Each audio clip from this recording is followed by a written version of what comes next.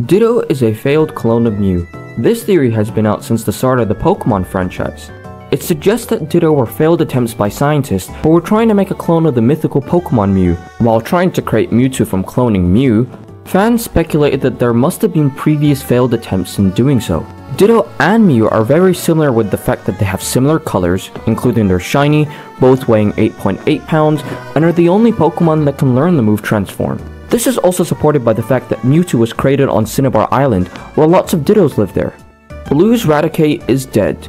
This is an unsettling and dark fan theory. In the Pokemon Red and Blue games, your rival Blue catches Rattata, whom evolves into Raticate once you fight him in the SSN. However, when you encounter Blue again, he is never shown with Raticate again. The next time you see Blue is at the Pokemon Tower in Lavender Town, a place where the souls of departed Pokemon are laid to rest.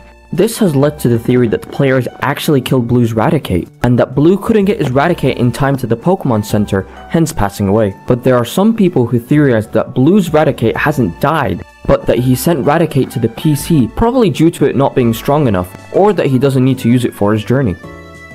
Ash Ketchum's dad.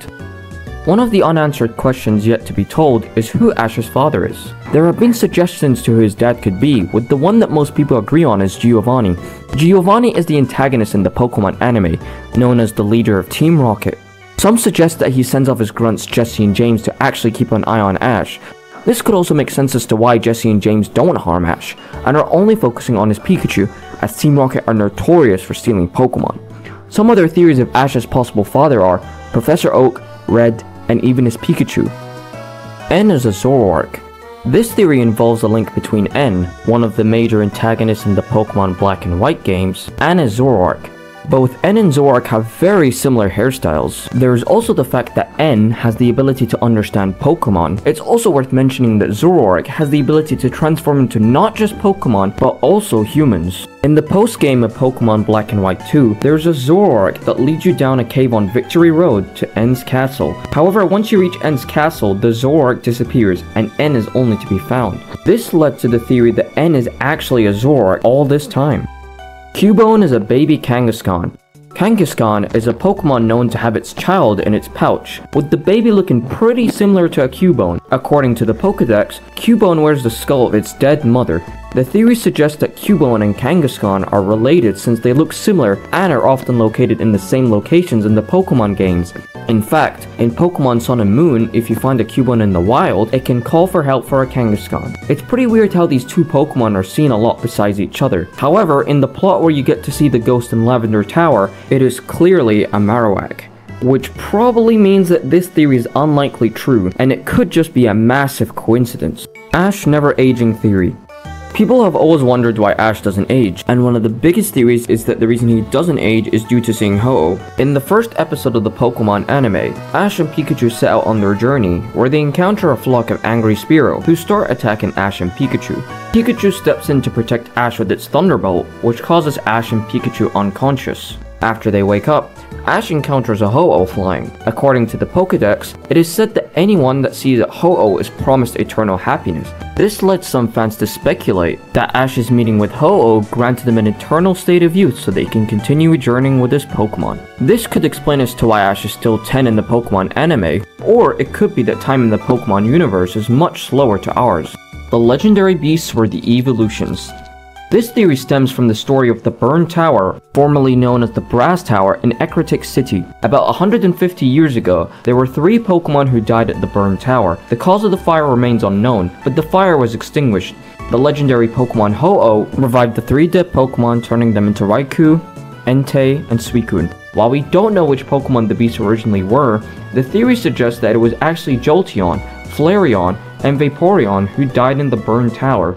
They both share the same typing, and they have dog-cat-like features. This theory hasn't been confirmed, but it's certainly an interesting one to theorize. Wobbuffet is just the tail. According to the Pokedex, Wobbuffet desperately tries to keep its black tail hidden, and is said to be proof the tail hides a secret. It also says that Wobbuffet barely moves, but if someone attacks its tail, the Pokemon will try to take the fall with it using Destiny Bond. This has made fans speculate that the blue body we see isn't actually Wobbuffet, but actually its tail. There's also the theory that the tail is actually the evolved form of Unknown. Unknowns tend to live alone with each other, since they are powerless by themselves. and that it has evolved to Wynaut to protect it from incoming attacks. It could also explain why Wynaut's tail looks like an unknown. This would explain why Wobbuffet desperately tries to hide its tail. Gengar is a dead Clefable. When looking at Gengar and Clefable, they look very similar to each other. They both have a similar body shape, pointy ears, pointy backs, and used to represent the opposite types, with Gengar being a ghost type and Clefable being a normal type. They have made a lot of people theorize that maybe the Clefable represents life, since it is a normal type, and Gengar represents death, as it's a ghost type. However, there is no evidence to this theory being true, and their designs could just be a massive coincidence. Certainly, an interesting one to look at. The Pokemon War. As you progress to the 3rd gym in the Kanto games, you'll encounter Lieutenant Surge. Before you start the battle, he briefly mentions that he's been in a Pokemon war before, but never elaborated on it any further. The war might have happened before Red and Blue were born, which could explain why there aren't a lot of fathers or male characters in the Pokemon game, since we haven't seen Red or Blue's father. It's speculated that their fathers have died fighting in the war with Lieutenant Surge as they were defending the Kanto region. However, that is all just for us to speculate. Genesect was a Kabutops. Genesect is the mythical Pokemon of Unova that was altered by Team Plasma. It was an ancient bug that was also modified with equipment like the cannon on its back. The theory suggests that Genesect might have been the result of a Kabutops undergoing some modifications. They both have similar body structures, both have lived in prehistoric times, and were feared as the strongest of hunters. It's also worth noting that Genesect lived 300 million years ago, which is exactly the same as Kabuto, who also lived during that same time. The reason Genesect is a steel type could be because of the underdevelopment it got from Team Plasma, causing it to have a steel-like body.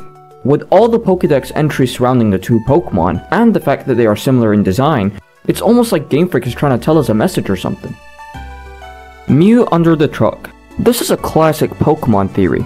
The theory goes by saying that Mew is hiding underneath a truck in Vermilion City. However, players can't get to the truck unless doing certain things. First, you'll need a Pokemon that knows the move Surf and Cut, and that the SSN hasn't departed yet. Then the player has to black out while fighting on the SSN. This prevents the ship to trigger it from departing. After that, the player can surf over to the truck.